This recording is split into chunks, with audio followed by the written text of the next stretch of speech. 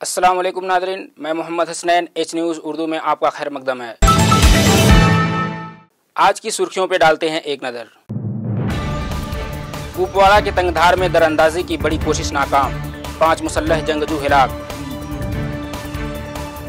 गोवा में इंसानियत शर्मसार, बीच पर लड़की का गैंगरेप। उद्धव ठाकरे का बयान, बीजेपी को अब मजीद बर्दाश्त नहीं करेंगे।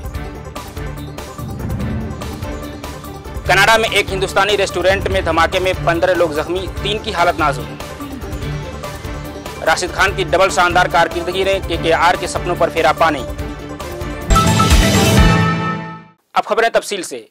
जम्मू और कश्मीर के तंगधार सेक्टर में फौज को बड़ी कामयाबी मिली है, जहां पर हफ्ता को अलसबा दरअंदाजी की कोशिश कर रहे 5 जंगजुओं को हिलाक कर दिया गया।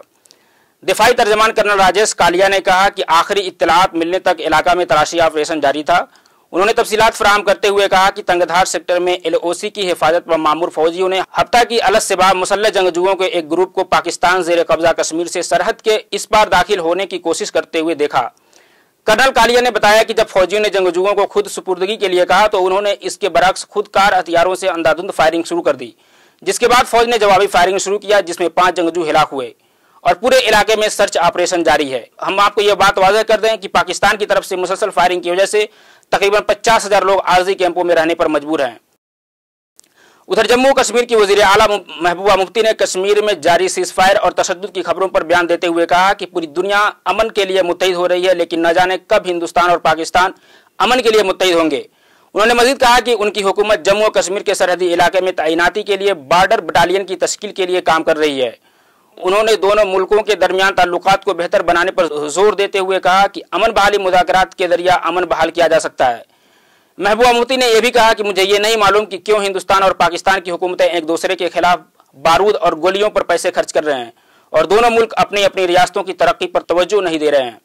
उन्होंने पाकिस्तान से रमजान के महीने में सीज़फायर रोकने की अपील की है।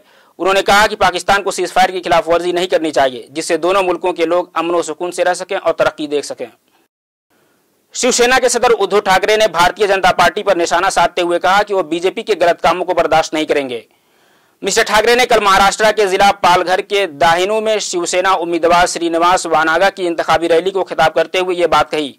उन्होंने कहा कि हिंदुत्व के लिए 25 वर्षों तक बीजेपी को बर्दाश्त किया, अब मजीद बर्दाश्त नहीं करेंगे। उधर वजीर आला देवेंद्र फडणवीस के एक बयान पर तबसरा करते हुए उन्होंने कहा, बीजेपी वाजपेयी जी के वक्त वाली बीजेपी नहीं रह गई है, बीजेपी अब वजीर आजम नरेंद्र मोदी की बीजेपी हो गई है। हम आपको बता दें कि मिस्टर फडणवीस ने कहा था कि आज की शिवसेना बाला साहब ठाकरे वाली शिवसेना नहीं रह गई है। उधर गोवा से रेप की दिल दहला देने वाली खबर आ रही है, जहां पर समंदर के किनारे एक 20 साल लड़की से उसके बॉयफ्रेंड के सामने गैंगरेप किया गया। एक आला पुलिस अफसर के मुताबिक मुलजमीन ने पहले जोड़े से कपड़े उतरवाए और फिर 3 लोगों ने लड़की के दोस्त के सामने उस लड़की के साथ ये घिनौना काम अंजाम दिया। अभी तक किसी की गिरफ्तारी नहीं हुई है और लड़की को मेडिकल चेकअप के लिए भेज दिया गया है। उधर मध्य प्रदेश के खांडवा से खबर आ रही है, जहां पर एक कलयुगी बाप ने अपने 12 साल बेटी को अपनी हवस का शिकार बनाया। पुलिस ने उस हैवान सिफत बाप को पॉक्सो एक्ट के तहत गिरफ्तार कर जेल भेज दिया है। आलमी खबरों पर डालते हैं एक नजर।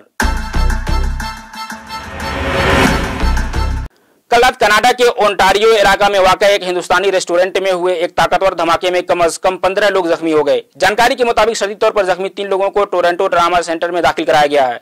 यह हादसा बुध को मकामी वक्त के मुताबिक करीब 10:30 बजे रात को पेश आया। धमाके के सबब का पता नहीं लगाया जा सका। फिलहाल यह पता लगाया जा रहा है कि धमाके के वक्त रेस्टोरेंट में कितने लोग मौजूद थे। जानकारी के मुताबिक रेस्टोरेंट को खाली करा लिया गया और जांच होने तक प्लाजा को सील किए जाने का इम्कान है। उधर अमेरिका के इंडियाना के एक स्कूल में हुए गोलीबारी में 2 लोग शदीद तौर पर जख्मी हो गए हैं। न्यूज एजेंसी सिन्हुआ के मुताबिक गोली चलाने वाले शख्स को गिरफ्तार कर लिया गया है और तफ्तीश जारी है। अब खबरें दुनिया के खेल से।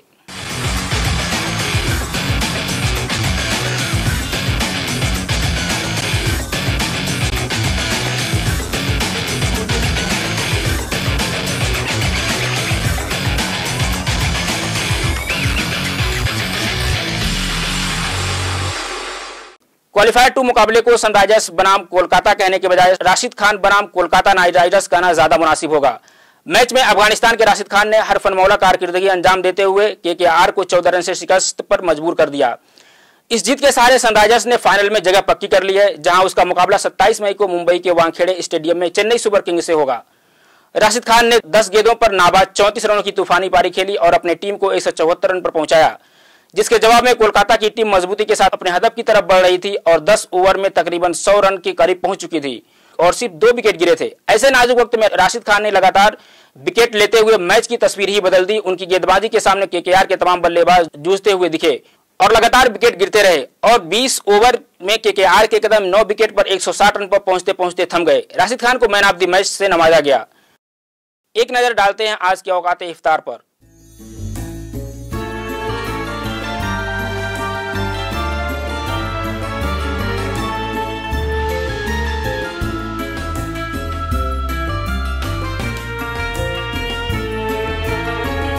खबरों का सिलसिला खत्म होता है। अपने मेजबान को दीजिए इजाजत। अल्लाह हाफिज।